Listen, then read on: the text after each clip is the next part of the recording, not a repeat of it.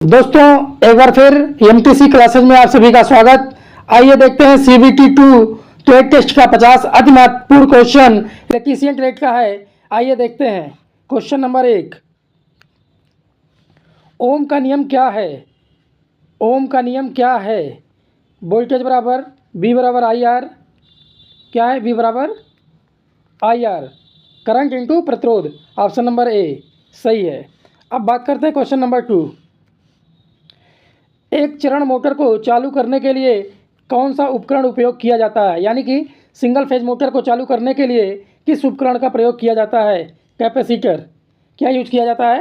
Capacitor. इसका कुछ phasor diagram इस तरीके से बनता है।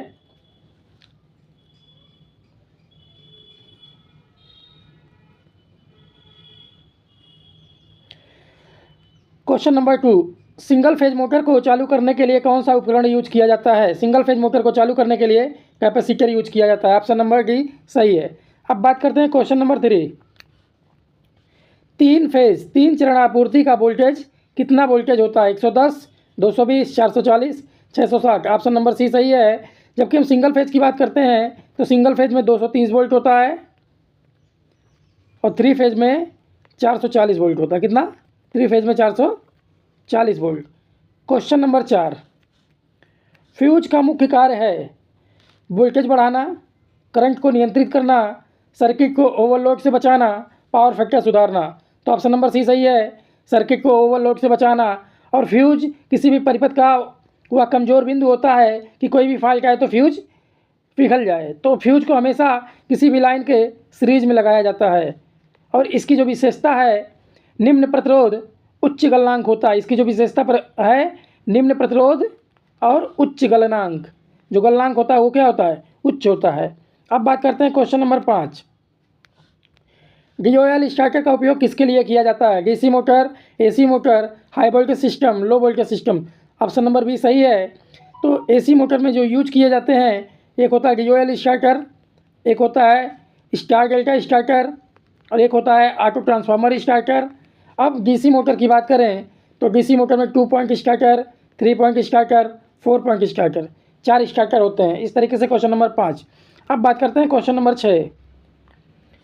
वोल्ट मीटर को सर्किट में कैसे जोड़ा जाता है? श्रेणी में, समानांतर में, प्रत्यक्ष, घूर्णी। तो वोल्ट मीटर को किस में जोड़ा जाता है? समानांतर में। तो अगर हम वोल्ट मीटर को समानांतर में जोड़ते हैं कुछ इस तरीके से, देखिए ये सप्लाई दिया जा रहा है, यहाँ पे कोई लोड लगा दिया तो समानांतर में जोड़ दिया गया। अगर किसी कारणवश वोल्ट मीटर को श्रेणी में जोड़ दिया जाए तो क्या होगा? तो जब वोल्ट मीटर को श्रेणी में जोड़ दिया जाएगा तो ये हाई रेजिस्टेंस की वजह से इसमें वोल्टेज ड्रॉप होने लगेगा। इसका हाई रेजिस्टेंस होता है तो इससे वोल्टेज ड्रॉप ज़्यादा होने लगेगा और कोई दिक्कत नहीं होगा। क्लियर? लेकिन एमीटर सीरीज में जोड़ा जाता है। एमीटर को अगर पैरेलल में जोड़ देंगे तो वह एमीटर जल जाएगा। अब बात करते हैं क्वेश्चन नंबर 7। AC का फुल फॉर्म क्या होता है? All current, alternating current, automatic current, average current. तो इसका ऑप्शन नंबर बी सही है, अल्टरनेटिंग करंट। अब बात करते हैं क्वेश्चन नंबर 8। इलेक्ट्रिक ऊर्जा को यांत्रिक ऊर्जा में बदलने के लिए किस उपकरण का उपयोग होता है? Generator, motor, transformer, reactor. तो ये ऑप्शन नंबर बी सही है, मोटर। मोटर क्या करता है? इलेक्ट्रिकल एनर्जी से मैकेनिकल एनर्जी कन्वर्ट करता है। जबकि जनरेटर जो है, जनरेटर को मैकेनिकल एनर्जी से इलेक्ट्रिकल एनर्जी में कन्वर्ट करता है। क्लियर? तो जनरेटर और मोटर क्लियर हो गया। अब बात करते हैं क्वेश्चन नंबर 9। एक यूनिट बिजली कितने किलोवाट घंटे के बराबर होती है? 1 kWh, 100 वाट, 10 वाट, 1000 वाट। तो ऑप्शन नंबर ए सही है, 1 kWh के बराबर 1 यूनिट होती है। अब बात करते हैं क्वेश्चन नंबर 10। तांबे का प्रतिरोध किससे संबंधित है? तांबे का प्रतिरोध किससे संबंधित है? तापमान के साथ बढ़ता है, तापमान के साथ घटता है, स्थिर रहता है, वोल्टेज पर निर्भर करता है। ऑप्शन नंबर ए सही है। ये जो मटेरियल है तांबा, ये है PTC। क्या है? PTC यानी कि पॉजिटिव टेम्परेचर कोफिशिएंट। मतलब अगर इस पदार्थ का तापमान बढ़ेगा तो रेजिस्टेंस भी बढ़ेगा। क्लियर? Important question. अब बात करते हैं क्वेश्चन नंबर 11। DC का पूरा नाम क्या है? Direct current. DC का पूरा नाम क्या है? Direct current. अब बात करते हैं क्वेश्चन नंबर 12। इलेक्ट्रिकल पावर का यूनिट क्या होता है? न्यूटन, वाट, जूल, ओम। तो यहाँ पे इलेक्ट्रिकल पावर का यूनिट जो होता है वाट। अब बात करते हैं क्वेश्चन नंबर 13। अर्थिंग का मुख्य उद्देश्य क्या है? वोल्टेज बढ़ाना, करंट बढ़ाना, शॉक से बचाना, सर्किट को बंद करना। मुख्य उद्देश्य है शॉक से बचाना। क्या? शॉक से बचाना। Question number 14। किस प्रकार का मोटर घरेलू उपकरणों में प्रयोग होता है? Shunt motor, series motor, induction motor, stepper motor. तो इंडक्शन मोटर घरेलू उपकरणों में यूज होता है। घरेलू उपकरणों में इंडक्शन मोटर यूज किया जाता है। क्लियर? अब बात करते हैं क्वेश्चन नंबर 15। ट्रांसफार्मर में कौन सा लॉस होता है? कोर लॉस, वाइंडिंग लॉस, दोनों? ए बी कोई नहीं। तो ऑप्शन नंबर सी सही है, कोर लॉस और वाइंडिंग लॉस दोनों होता है। Question number 16। अच्छा कंडक्टर कौन सा है? लकड़ी, रबड़, तांबा, प्लास्टिक। तो कंडक्टर की बात कर रहा है जिसमें धारा आसानी से फ्लो हो जाए। Option number C. अब बात करते हैं क्वेश्चन नंबर 17। एलईडी का पूरा नाम? Light electric diode, light emitting diode, low electric discharge, lean emitting diode. तो light emitting diode, option number b, light emitting diode. Important question है भी। अब बात करते हैं क्वेश्चन नंबर 18। 3 पिन प्लग में सबसे लंबा पिन किसका होता है? फेज, न्यूट्रल, अर्थ? कोई नहीं। तो अर्थ का पॉइंट जो होता है वो सबसे लंबा होता है। Question number 19। सोलर सेल किस प्रकार की ऊर्जा उत्पन्न करता है? रासायनिक ऊर्जा, यांत्रिक ऊर्जा, विद्युत ऊर्जा, चुंबकीय ऊर्जा। तो सोलर सेल है विद्युत ऊर्जा उत्पन्न करती है। Option number C. Question number 20। Power factor का आदर्श मान होता है 0, 0.5, 1, -1। ऑप्शन नंबर सी सही है, 1। अब बात करते हैं क्वेश्चन नंबर 21। इलेक्ट्रिकल सर्किट में ओवरलोड से बचाव के लिए किस उपकरण का उपयोग किया जाता है? Circuit breaker, switch, battery, rotor. तो ऑप्शन नंबर ए सही है, सर्किट ब्रेकर यूज करते हैं इलेक्ट्रिक सर्किट में ओवरलोड से। इसको बोलते हैं एमसीबी। क्या बोलते हैं? MCB, miniature circuit breaker. अब बात करते हैं क्वेश्चन नंबर 22। डीसी मोटर में कम्यूटेटर का कार्य क्या होता है? वोल्टेज बढ़ाना, करंट की दिशा बदलना, गति बढ़ाना, तापमान नियंत्रित करना। तो यह करंट की दिशा बदलना। ये जो कम्यूटेटर होता है इसका काम होता है एसी को डीसी में बदलना, एसी को डीसी में बदलना। तो यही करंट की दिशा को बदलना। अब बात करते हैं क्वेश्चन नंबर 23। इलेक्ट्रिकल केबल का मुख्य भाग कौन सा होता है? इंसुलेशन, कंडक्टर, कवच, शील्ड। तो ऑप्शन नंबर बी सही है, कंडक्टर, जिसमें धारा आसानी से फ्लो होती है। Question number 24। Thermal power plant में कौन सा ईंधन उपयोग किया जाता है? कोयला, पेट्रोल, गैस, लकड़ी। कोयला सही है, ऑप्शन नंबर ए। अब बात करते हैं क्वेश्चन नंबर 25। बैटरी में इलेक्ट्रोलाइट कौन सा होता है? पानी, सल्फ्यूरिक एसिड, हाइड्रोजन, ऑक्सीजन। तो ये होता है सल्फ्यूरिक एसिड, H2SO4। क्या होता है? H2SO4। Clear? Option number B सही है। अब बात करते हैं क्वेश्चन नंबर 26। आउटपुट वोल्टेज बढ़ाने के लिए ट्रांसफार्मर क्या करता है? आउटपुट वोल्टेज बढ़ाने के लिए ट्रांसफार्मर क्या करता है? यानी कि मान लीजिए ये कोई इनपुट है और ये आउटपुट है। आउटपुट वोल्टेज बढ़ाना है। क्या बढ़ाना है? वोल्टेज बढ़ाने के लिए क्या करता है? करंट घटाता है, करंट बढ़ाता है, प्रतिरोध बढ़ाता है, प्रतिरोध घटाता है। तो 26 का जो है ऑप्शन नंबर ए, करंट को घटाता है। क्लियर? अगर यहाँ पे वोल्टेज ज़्यादा चाहिए तो करंट का मान कम होगा आउटपुट में। अब बात करते हैं क्वेश्चन नंबर 27।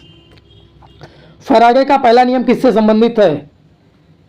विद्युत चुम्बकीय प्रेरण, विद्युत प्रवाह, वोल्टेज, प्रतिरोध। विद्युत चुम्बकीय प्रेरण, इसी के सिद्धांत पे अपना जनरेटर काम करता है। जनरेटर फैराडे के विद्युत चुम्बकीय प्रेरण के सिद्धांत पे काम करता है। अब बात करते हैं 28 नंबर। स्टार कनेक्शन में करंट कैसा होता है? समान, विभाजित, अधिक, कम। तो स्टार कनेक्शन में करंट का मान सेम होता है। देखिए इस तरीके से 3 फेज होता है, 1, 2, 3। तो तीनों में जो करंट का मान होता है वो सेम होता है, जबकि वोल्टेज जो होता है वो अलग अलग होता है। और यहीं पे अगर डेल्टा की बात करें तो डेल्टा में वोल्टेज समान होता है और करंट का मान अलग अलग होता है। क्लियर? अब बात करें क्वेश्चन नंबर 29। 3 फेज मोटर में कितने वाइंडिंग होते हैं? 1, 2, 3, 4। तो ऑप्शन नंबर सी सही है, 3 वाइंडिंग होते हैं। बात करते हैं क्वेश्चन नंबर 30। किस उपकरण का उपयोग सर्किट की निरंतरता की जांच के लिए होता है? वोल्ट मीटर, ओम मीटर, मेगर, मल्टीमीटर। मल्टीमीटर सही है।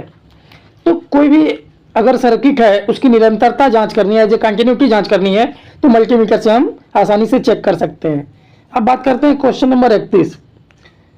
आरसीसीबी का मुख्य उद्देश्य क्या है? शॉक से बचाव, ओवरलोड से बचाव, वोल्टेज नियंत्रण, पावर फैक्टर सुधारना। ऑप्शन नंबर ए सही है, शॉक से बचाव। अब आरसीसीबी का पूरा नाम क्या होता है? बहुत इंपॉर्टेंट है, residual current circuit breaker, residual current circuit breaker. अब बात करते हैं क्वेश्चन नंबर 32। बिजली के खंभों पर कौन सा तार सबसे ऊंचा होता है? बिजली के खंभों पर कौन सा तार सबसे ऊंचा होता है? न्यूट्रल, अर्थ, फेज, ग्राउंड वायर। तो ऑप्शन नंबर सी सही है, फेज। जबकि हम टावर की बात करें, टावर पे जो सबसे ऊपर लाइन होती है पतली सी, वो अर्थ के लिए होती है। किसके लिए? अर्थ के लिए होती है। जबकि खंभे पर जो सबसे ऊपर की तार होती है वो होती है फेज के लिए। क्लियर? अब बात करते हैं क्वेश्चन नंबर 33। इलेक्ट्रॉनिक घटक में डायोड का उपयोग किसके लिए होता है? करंट बदलने के लिए, करंट रोकने के लिए, एसी को डीसी में बदलने के लिए, प्रतिरोध बढ़ाने के लिए। तो डायोड का उपयोग होता है एसी को डीसी में बदलने के लिए। Option number C. अब बात करते हैं क्वेश्चन नंबर 34। ट्रांसफार्मर का मुख्य कार्य क्या है? वोल्टेज को ट्रांसफर करना, वोल्टेज को बढ़ाना या घटाना, करंट बढ़ाना, करंट घटाना। तो ऑप्शन नंबर बी सही है, वोल्टेज को बढ़ाना और घटाना। अब बात करते हैं question number 35, important. AC motor में स्लिप का सामान्य मान कितना होता है? 1 से 5%। कितना होता है? 1 से 5%।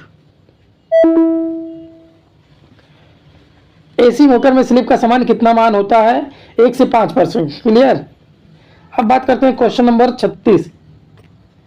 किस प्रकार का ट्रांसफार्मर घरेलू उपकरणों में यूज होता है? Step up, step down, auto transformer? कोई नहीं। तो स्टेप डाउन ट्रांसफार्मर घरेलू उपकरणों में यूज होता है। Question number 37। सर्किट में ओवरहीटिंग का मुख्य कारण क्या है? उच्च प्रतिरोध, उच्च करंट, उच्च वोल्टेज, खराब कनेक्शन। उच्च करंट की वजह से कोई सर्किट गर्म होती है। अब बात करते हैं क्वेश्चन नंबर 38।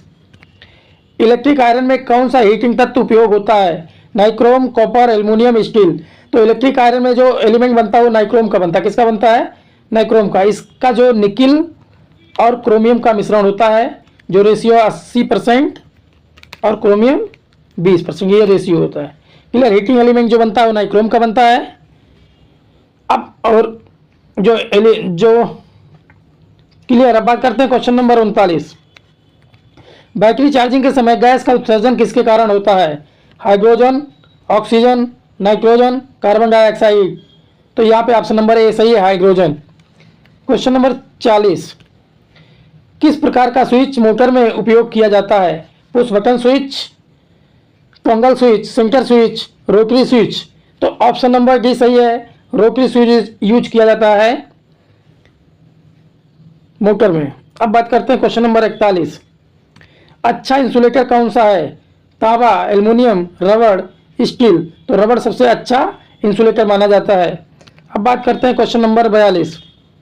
विद्युत मोटर का मुख्य भाग कौन सा है? Rotor, stator, commutator, armature. तो मुख्य भाग रोटर जो घूमता है। Question number 43। फ्लोरोसेंट लैंप में कौन सी गैस होती है? फ्लोरोसेंट लैंप में कौन सी गैस होती है? आर्गन होती है। Argon as a inert gas. क्या भरी जाती है? Inert gas. इनर्ट गैस को बोलते हैं अक्रिय gas. Question number 44। Short circuit का मुख्य कारण होता है लूज कनेक्शन, इंसुलेशन का छूटना, overloading, low voltage. Option number B सही है, इंसुलेशन का छूटना। Question number 45। मल्टीमीटर का उपयोग किसके लिए होता है? वोल्टेज मापने के लिए, करंट मापने के लिए, प्रतिरोध मापने के लिए, उपरोक्त सभी। ऑप्शन नंबर डी सही है, सभी। इसी को बोला जाता है एवीओ मीटर। क्या बोला जाता है? एवीओ मीटर, मतलब एम्पियर वोल्ट और रेजिस्टेंस को नापता है। अब बात करते हैं क्वेश्चन नंबर 46। शंट मोटर में किसे स्थिर माना जाता है? वोल्टेज, करंट, गति, प्रतिरोध। तो गति। शंट मोटर एक ऐसा मोटर होता है जिसका जो स्पीड होता है वो कांस्टेंट होता है। स्पीड क्या होता है? कांस्टेंट होता है शंट मोटर का। क्लियर? अब बात करते हैं क्वेश्चन नंबर 47। इलेक्ट्रिकल वायरिंग में इस्तेमाल होने वाला मुख्य इंसुलेशन प्रकार क्या है? PVC, polyvinyl chloride. पीवीसी का पूरा नाम पॉलीविनाइल क्लोराइड। अब बात करते हैं क्वेश्चन नंबर 48। किस प्रकार के करंट का उपयोग घरेलू उपकरणों में किया जाता है? DC, AC, high voltage, low voltage. AC घर के उपकरणों में यूज किया जाता है। अब बात करते हैं क्वेश्चन नंबर 49। किस प्रकार का उपकरण इलेक्ट्रिक करंट की दिशा को बदल देता है? Diode, rectifier, inverter, transformer. तो ऑप्शन नंबर सी सही है, इन्वर्टर। इन्वर्टर इलेक्ट्रिक करंट की दिशा को बदल देता है। अब बात करते हैं क्वेश्चन नंबर 50। स्टार्टर की आवश्यकता मोटर में क्यों होती है? ओवरलोड वोल्टेज से बचाने के लिए, स्टार्टिंग करंट को नियंत्रित करने के लिए, तापमान कम करने के लिए, गति बढ़ाने के लिए। तो ऑप्शन नंबर बी सही है, स्टार्टिंग करंट को नियंत्रित करने के लिए। क्लियर? अगर ये वीडियो अच्छा लगा हो तो लाइक करें, सब्सक्राइब करें, शेयर करना ना भूलें। थैंक यू, धन्यवाद।